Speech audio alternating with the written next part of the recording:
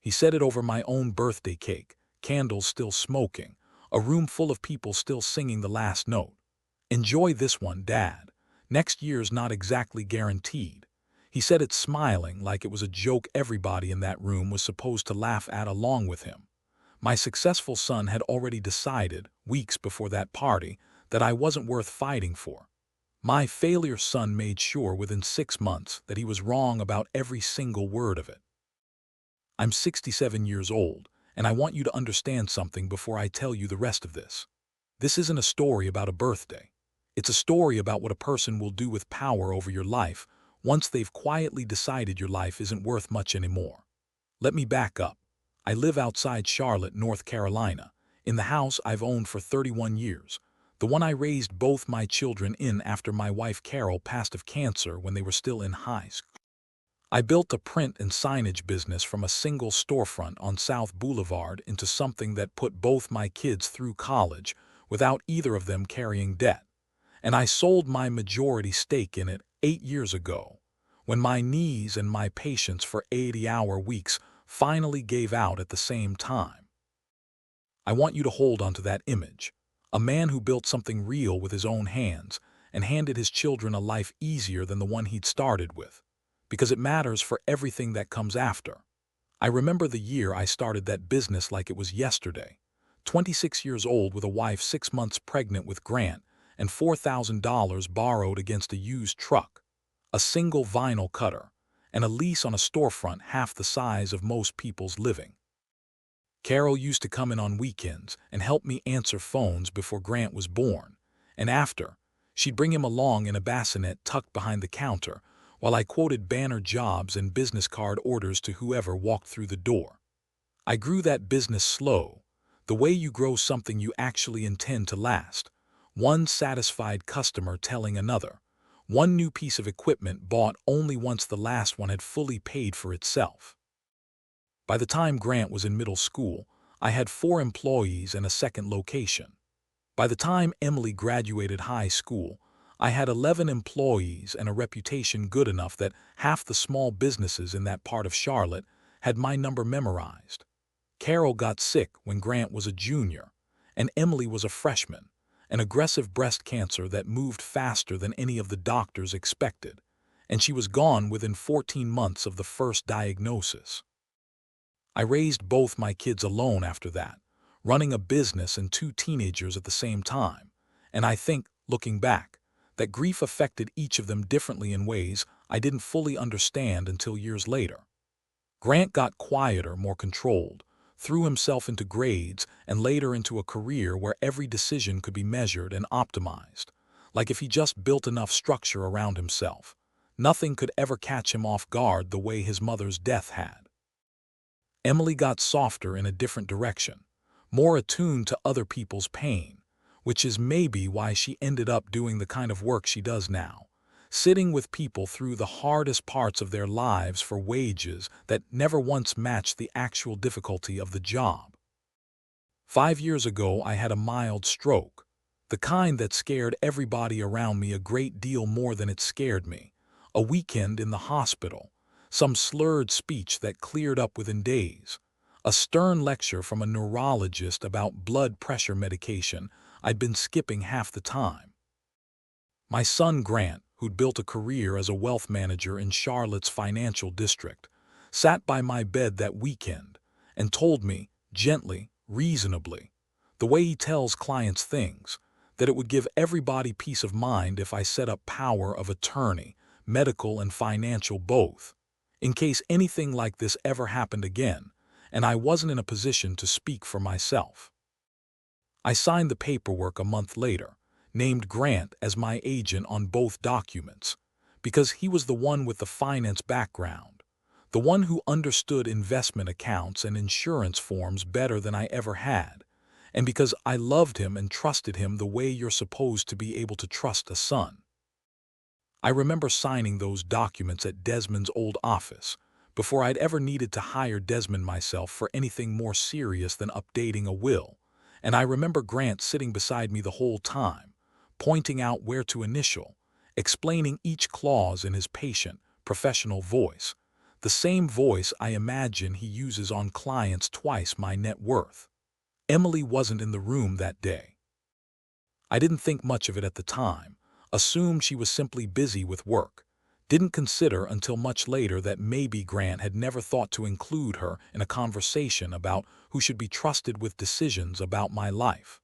Welcome to Brian's Revenge. If that opening's already got a knot forming somewhere in your chest, that's exactly where I need you. Subscribe if you haven't already so you don't miss where this one ends up. Hit that like button. Tell me where you're watching from and stay with me, because what I found out 6 months after that birthday party changed everything about what I understood my own son capable of. Grant is 39 now, married to a woman named Priya, 2 kids of their own, a house in a neighborhood with a name like Ballantyne Ridge that I still can't quite say without hearing the real estate agent's voice in my head.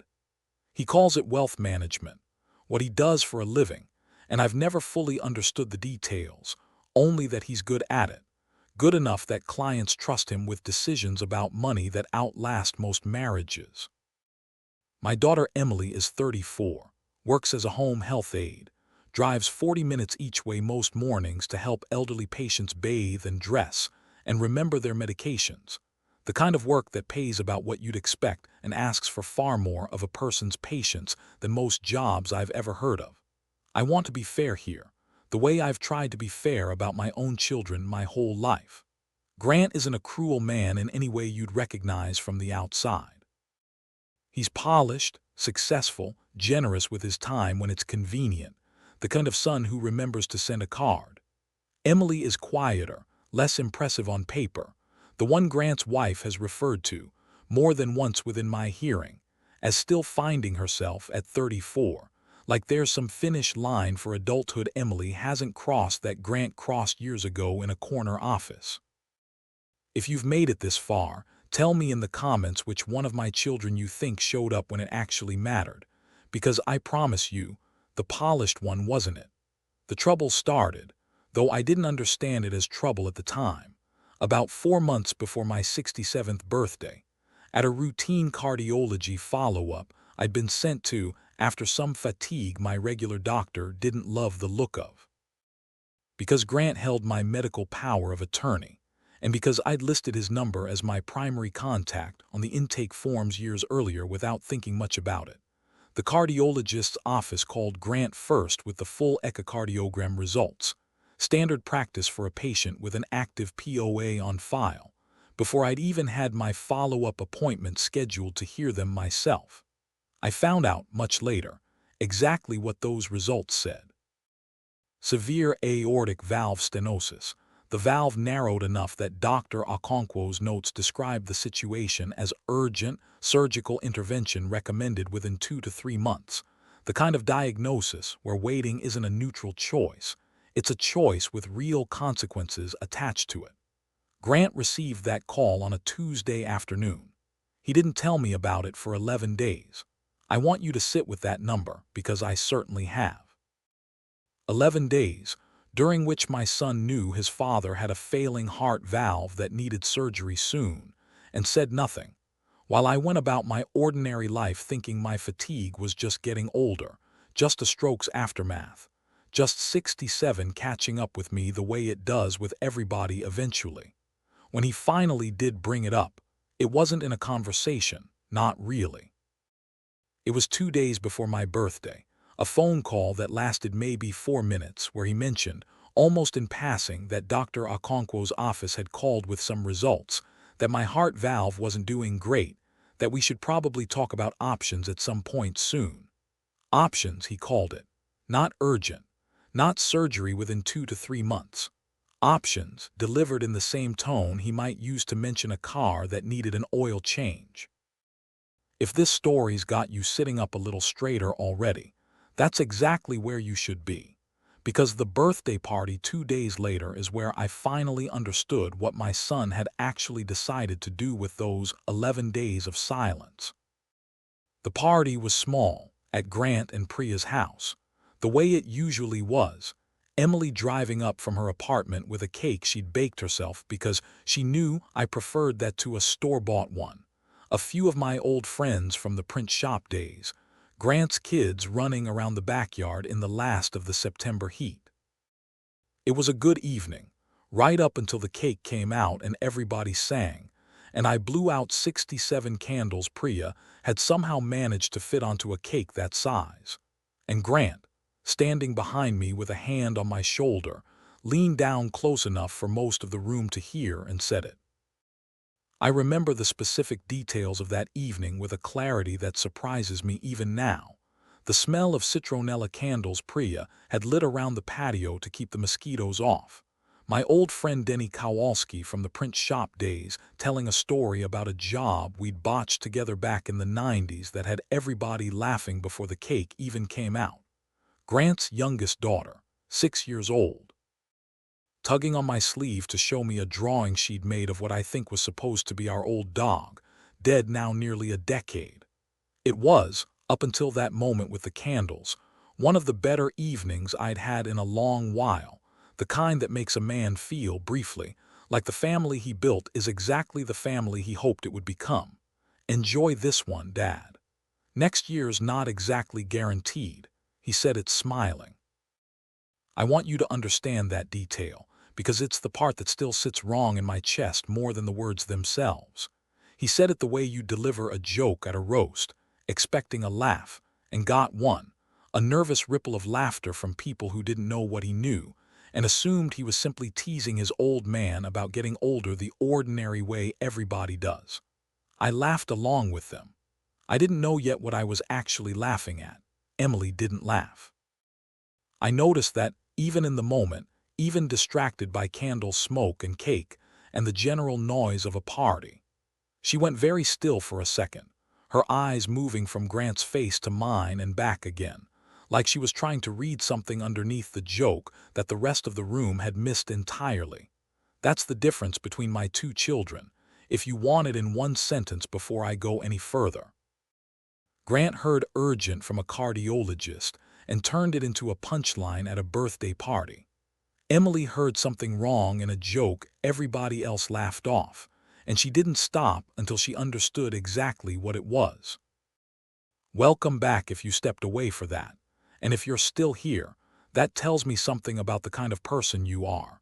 Because what Emily did over the following 3 weeks is the reason I'm sitting here at 67 telling you this story instead of not telling it at all. She called me the morning after the party, said she wanted to take me to lunch. Nothing unusual in that. We did it most weeks. But she brought a folder with her to the diner, and I remember the particular carefulness in how she set it on the table between us before she said a single word about it. Dad, I need to ask you something, and I need you to be honest with me. What exactly did Dr. Okonkwo's office tell you about your heart? I told her what Grant had told me, which wasn't much, options, something about the valve, nothing urgent enough that I'd bothered following up myself.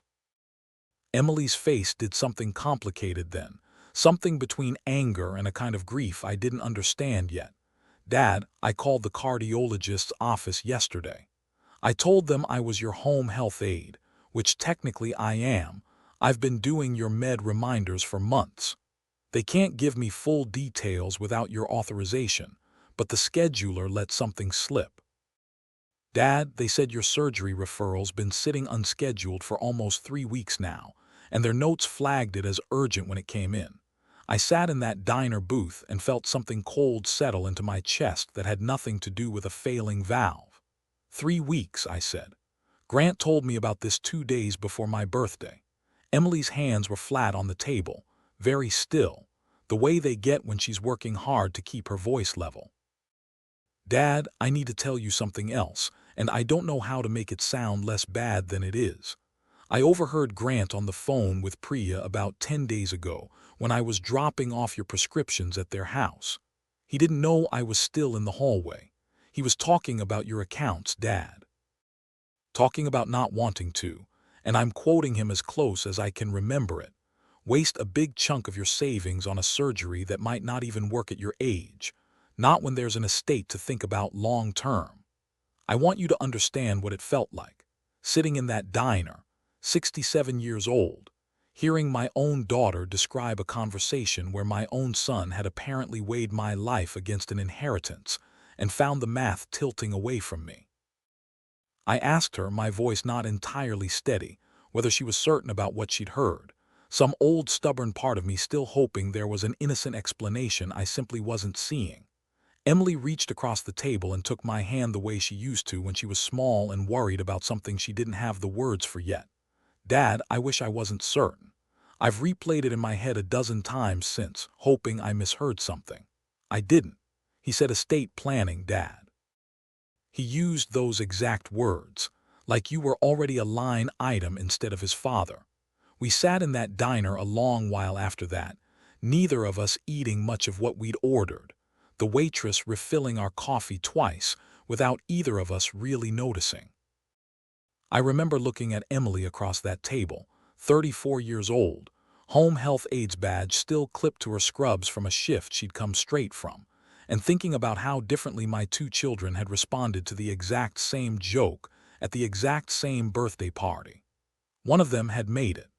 The other had spent the next 18 hours making phone calls to figure out what was actually true underneath it. If you're still with me, that tells me something about you, and I think you're going to want to see what Emily did next, because it's the reason I'm alive to tell you any of this at all. Welcome back to Brian's Revenge if you're just joining, and if you haven't already, subscribe for more stories like this one every week. Hit that like button, and drop a comment telling me where you're watching from. Because what Emily did next is exactly why you should stick around. She didn't confront Grant, not yet. She took me herself that same week to a second cardiologist in Charlotte, a woman named Dr. Fenwick who specialized in exactly this kind of valve procedure. And after reviewing the same echocardiogram results Grant had been sitting on for weeks, Dr. Fenwick's assessment was blunt and immediate. Mr. Briggs, this needs to happen within the next 4 to 6 weeks, not months. The valve's narrowing has already progressed further than I'd like to see, and the success rate for this procedure at your age, done in time, is excellent. Waiting is the dangerous choice here, not the surgery. I remember sitting in Dr. Fenwick's office listening to her explain the procedure, the recovery timeline, the statistics on outcomes for men my age who had it done promptly versus those who waited, and feeling a strange, delayed kind of fear settle into me. Not fear of the surgery itself, but fear of how close I'd come to simply trusting my son's version of options and urgency was doing a lot of work for him these days, without ever once seeking out a second opinion on my own.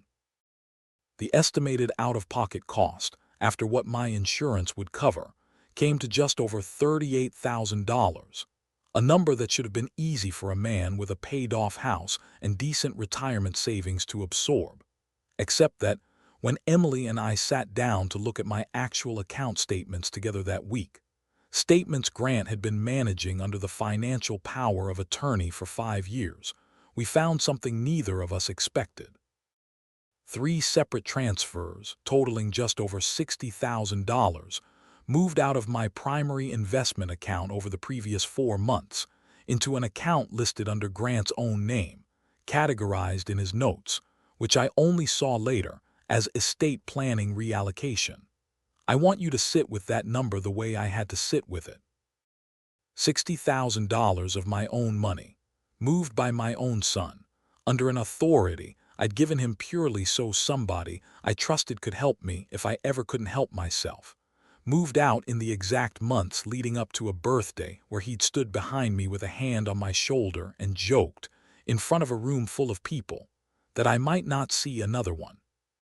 Emily went very quiet, looking over those statements spread across my kitchen table, and I remember her asking in a voice smaller than I usually heard from her, whether I thought Grant had actually meant for something bad to happen to me, or whether he'd just convinced himself, the way people sometimes do, that he was making responsible decisions on my behalf. I didn't have an answer for her that day. I still don't have a complete one now. I know only that whatever he told himself he was doing, the effect of it was the same either way. 11 days of silence about an urgent diagnosis, and $60,000 quietly relocated in the meantime. That's the moment something in me went quiet and cold and very, very clear. I didn't confront Grant that week. I want you to remember that because it matters for what comes later. Emily wanted to march over to his house immediately, and I understood the impulse. But some old, careful part of me, the same part that built a business slow and steady instead of fast and reckless, told me I needed to understand exactly what I was dealing with before I said a single word to my son about any of it. I spent 2 sleepless nights turning it over before I made the call, thinking about the version of Grant I'd known his whole life against the version implied by those account statements, trying to hold both at once without one canceling. I thought about him as a boy, 12 years old, sitting beside his mother's hospital bed doing his math homework because he didn't know how else to be useful. And I thought about the man he'd become, 39 years old, standing behind my chair at a birthday party with a joke that only made sense once you understood what he'd already decided about my future. I couldn't reconcile those 2 versions of my son. I'm still not sure I fully have. I called an elder law attorney instead, a sharp, unhurried man named Desmond Ake, who specialized in exactly this kind of fiduciary dispute. Desmond, it's Walter Briggs. I need you to look at something. I think my son, who holds my financial power of attorney, has been moving money out of my accounts without my knowledge, right around the time he also sat on an urgent medical referral for 11 days without telling me. He asked me to send over 5 years of account statements and a copy of the POA documents themselves, and he called back 3 days later, his voice careful in the particular way professionals get careful when they are about to tell you something you don't want to hear. Walter, this is serious. What your son has done, moving funds from your accounts into one under his own name while acting as your financial agent, is a textbook breach of fiduciary duty, regardless of what he intended to eventually do with that money. And the timeline you've described, concealing an urgent medical diagnosis from you for 11 days while simultaneously moving significant funds, that's going to matter a great deal for what comes next. Does that mean what I think it means, Desmond? Does it mean I can revoke his authority immediately, and you should, today if possible? But there's something else in these documents I want to bring to your attention. Your original estate plan, drafted 6 years ago before your stroke, includes a fiduciary forfeiture clause, standard language your previous attorney included, stating that any agent under your power of attorney found to have breached their fiduciary duty forfeits their designated inheritance under your trust entirely, with their share reverting to the other named beneficiary. Walter, given what you've described, that clause is very likely triggered here. I asked him, before we hung up that first call, to walk me through exactly how a claim like this would need to be documented. What kind of proof would hold up if Grant ever tried to argue his way out of it later? Desmond was thorough, methodical, exactly the kind of careful I needed in that moment when my own instincts were still tangled up in 39 years of loving a son I was only now starting to see clearly. Walter, the account statements alone tell me. The timeline around the medical concealment strengthens it considerably. If this ever needed to go before a judge, which I don't think it will given how clear the documentation is, you'd have a very strong position. I sat there in my kitchen a long while after that call, thinking about a hand on my shoulder at a birthday party, a joke that landed as a joke because nobody else in that room knew what I now knew, and a daughter who'd noticed something wrong and a smile the rest of us had laughed along with. Desmond, I want to move on this quietly. I don't want a single soul outside this call knowing until it's done. Not even Emily. Especially not Emily, not yet. Not until the surgery's behind us and I know I'll be here to see whatever comes next. Revoke Grant's authority on both documents, effective immediately, and redraft the trust. I want Grant's forfeited share reallocated entirely to Emily, irrevocable sole beneficiary going forward, along with whatever portion of my estate isn't already earmarked for my own care. Desmond didn't say anything for a second. All of it, Walter. The full. She drove me to a second opinion the week her brother was busy deciding whether I was worth $38,000 of my own money. She caught something in a joke that everybody else in that room let slide right past them. Meanwhile, My son sat on an urgent diagnosis for 11 days, while quietly moving $60,000 of my savings into an account with his own name on it. So no, I'm not splitting this evenly for the sake of looking fair. Fair already happened, Desmond, in a diner booth with a folder full of phone records, and only one of my children was ever part of it. I hear you, Walter. I'll have the revocation and the amended trust ready within the week. One more thing, Desmond, I said before we hung up. I want this airtight. I don't want any version of this that Grant could argue his way around later. No ambiguity, no loophole, nothing left open to interpretation. He built his whole career on understanding exactly how documents like this work. I want this one to be beyond even his ability to find a way through it. I understand completely, Desmond said. I'll make sure of it. I hung up the phone and sat there a long while in my kitchen, thinking about 31 years in this house, about a print shop built from a single storefront, about a hand on my shoulder that had felt, in the moment, like affection, and now felt like something closer to a man testing the weight of what he was about to inherit. They're going to find out eventually, I thought. And when they do, it's not going to be my heart they are asking about. It's going to be the money and the timing and exactly how much of what happened these last few months was ever really about me at all. I wasn't wrong about that part. I want you to hold on to that thought because it's exactly what happened, but not the way I expected, and not for the reason I expected. The surgery happened 4 weeks later, once doctor. Fenwick's team could get me scheduled, funded in full by savings Emily helped me access once Grant's authority was gone, and I could manage my own accounts directly again. It went well, cleaner than even doctor. Fenwick had hoped, and Emily stayed with me through the recovery the way she'd shown up for absolutely everything else, checking my incision, managing my medications, sitting with me through the long, boring hours of a recovery that mostly just asks you to rest and be patient with your own healing. I remember the first night home from the hospital, Emily setting up a little folding cot in my living room so she could hear me if I needed anything overnight, insisting on it even though I told her, repeatedly, that I'd be fine on my own. She'd come straight from a full shift at her regular job, and I remember watching her fall asleep on that cot around 10 that first night, still half dressed in her scrubs, and thinking about how thoroughly she'd rearranged her own life around mine over the past several weeks without once making it feel like a burden she was carrying. She took 2 weeks of unpaid leave from her job to be with me through the first stretch of recovery, money she genuinely couldn't afford to lose, and when I brought that up one evening, worried out loud about what it was costing her, she just waved it off the way she waves off most things people worry about on her behalf. Dad, I've watched 100 families go through exactly this kind of recovery with nobody there to help them through it. I wasn't about to let you be one of them. 2 weeks of pay is nothing compared to that. There was an evening about 10 days into my recovery, both of us sitting on my back porch in the cooling evening air, when she finally asked me the question I think she'd been sitting on since that first diner conversation. Dad, do you think Grant actually understands what he did? Or does he just think he made some bad decisions that got found out? I didn't have a clean answer for her that evening, and I still don't have a perfect. I told her what I believed, which was that Grant had likely convinced himself, somewhere along the way, that managing my affairs and managing his own future inheritance had quietly become the same project in his mind, without him ever consciously deciding to cross a line.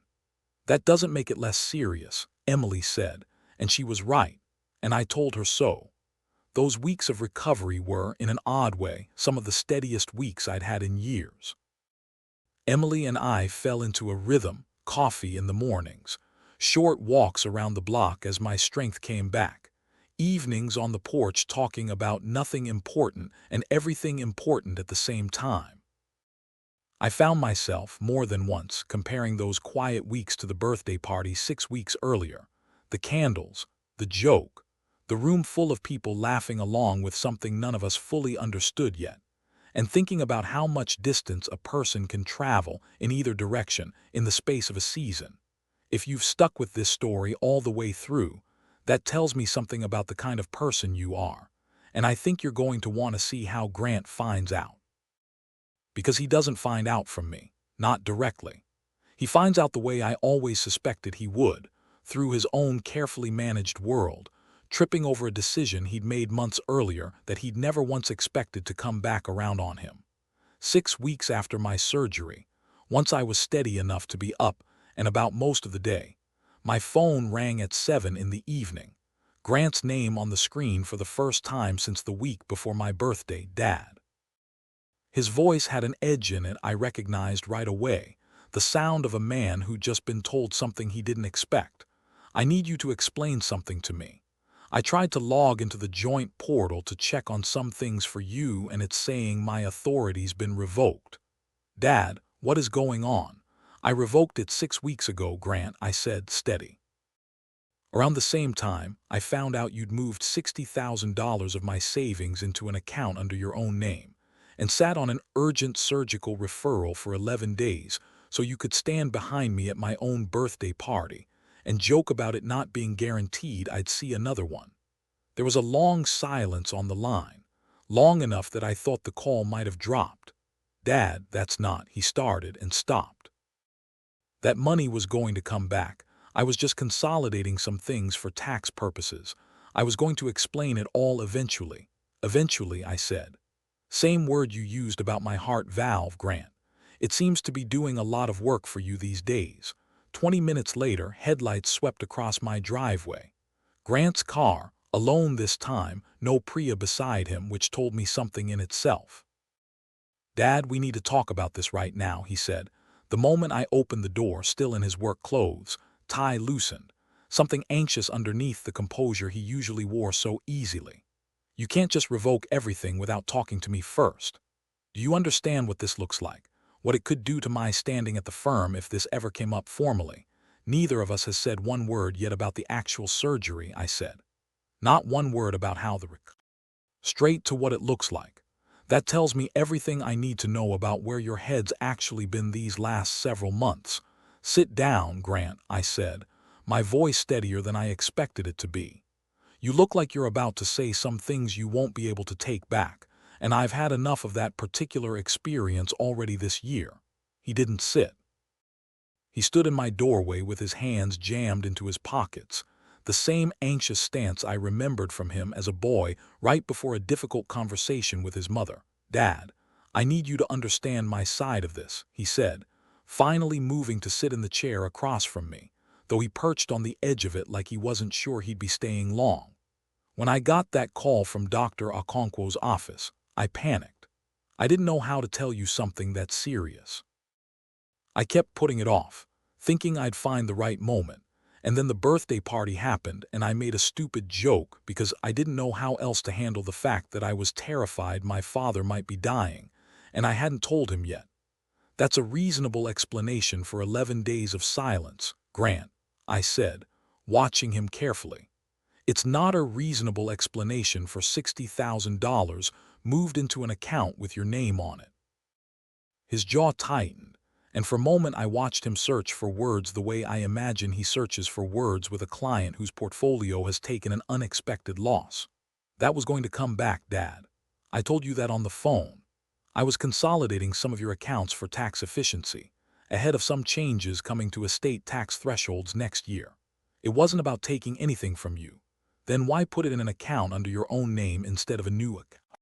Why not tell me a single word about it while it was happening? Why categorize it internally as estate planning reallocation instead of anything that actually explains what it was for? Grant didn't have an answer for that, not one that came quickly, and the silence that followed told me more than any explanation could have. I heard you on the phone with Priya, Grant, I said, quiet now, steadier than I expected to be able to manage. Emily heard you first, actually in your own hallway, 10 days before my birthday, talking about not wanting to waste a big chunk of my savings on a surgery that might not even work, given there was an estate to think about long term. Those were close to your exact words, I'm told. The color drained slowly out of his face, the particular pale of a man realizing a private conversation he thought was safely contained, has traveled a great deal further than he ever intended. Dad, that's not, he started and stopped. The way people do when they realize the sentence they are building doesn't actually have anywhere honest left to go. It's not what, Grant? I asked. Not what it sounded like. Because it sounded to your sister standing in a hallway, like her brother deciding whether his father's life was a good investment relative to what he'd inherit if it wasn't. I never said I wanted you to die, Dad, he said, something close to genuine hurt cracking through the polish for the first time since he'd walked in. I would never want that. I was scared, and scared people say things that don't come out right, and I was trying to think practically about a situation that felt completely out of my control. I believe you didn't want me to die, Grant, I said. I don't believe, not for 1 second, that moving $60,000 into your own name was you thinking practically on my behalf. That was you thinking practically on your own behalf, and telling yourself a story about estate planning so you wouldn't have to look too closely at what you were actually doing. He put his head in his hands for a moment, elbows on his knees, and when he looked back up there was something wet at the corners of his eyes that I hadn't seen from him since he was a teenager standing at his mother's funeral, trying not to cry in front of relatives he barely knew. "What do you want me to say, Dad?" he asked, his voice smaller now than it had been since he walked through my door. "I don't need you to say anything right now," I said. "I need you to understand what I've already done, because it's already done, and no amount of explaining is going to undo it. I revoked your authority the day I found out about the transfers. I hired an attorney the same week. And there was a clause in my estate plan, Grant, one your own mother and I set up together years before either of you were old enough to understand what fiduciary duty even meant, that says an agent found to have breached that duty forfeits their share of the trust entirely." Grant went very still, the particular stillness of a man doing math he badly wanted to come out differently than it was going to. "Forfeits it to who?" he asked, though I could see in his face he already suspected the answer before I gave it to him. "Emily," I said, "every dollar that would have gone to you, plus whatever else I decide to add to her share going forward. She drove me to a second opinion the same week you were deciding whether my surgery was a good use of my own savings.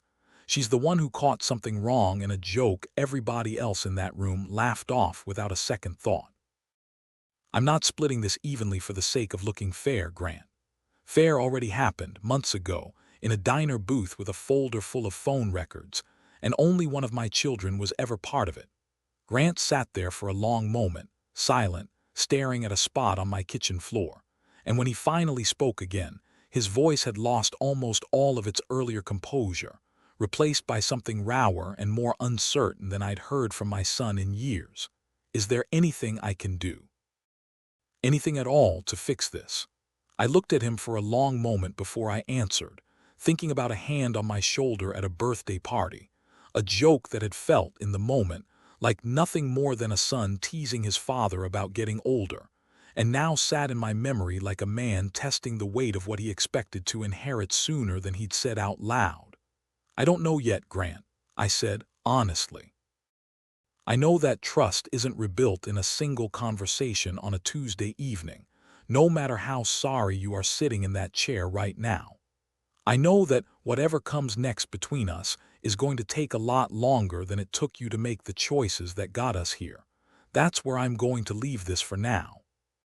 Because what happens next, between a son working to understand exactly what he's lost and a daughter who never once had to fight for what was always simply hers to begin with, that's a conversation that's still being written in real time, in a house that's finally, quietly, deciding which one of my children actually gets to call it home going forward.